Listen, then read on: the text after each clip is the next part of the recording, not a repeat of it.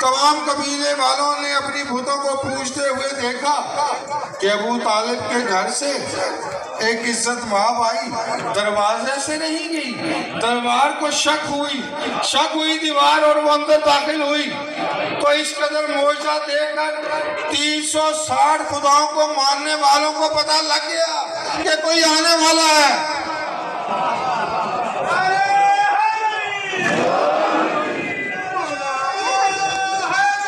ماننے والوں کو پتہ لگ گیا کہ گھر کے اندر کچھ ہو رہا ہے۔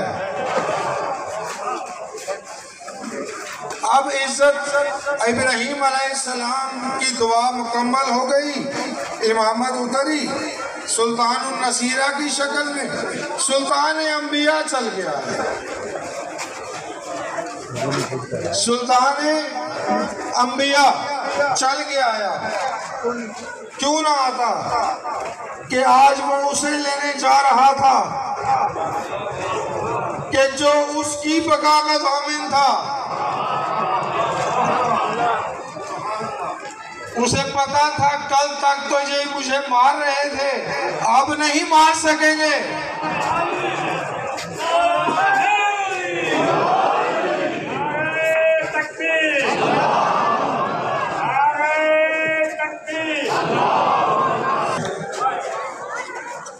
سال میں ایک دفعہ یہاں آتے ہیں، لیکن یہ سال میں ایک دفعہ آنا اتنا بھاری ہے، سال پورا جو کچھ اس بازار میں ہوتا ہے اس پہ کسی کو اعتراض نہیں ہے۔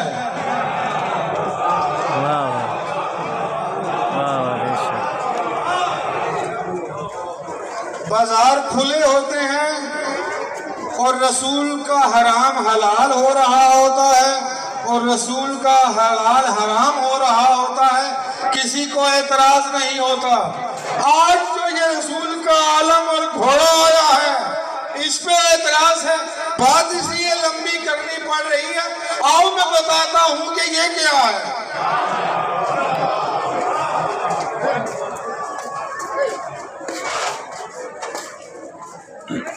تو اللہ نے اسے کہا سلطان النصیرہ، نصرت کرنے والا۔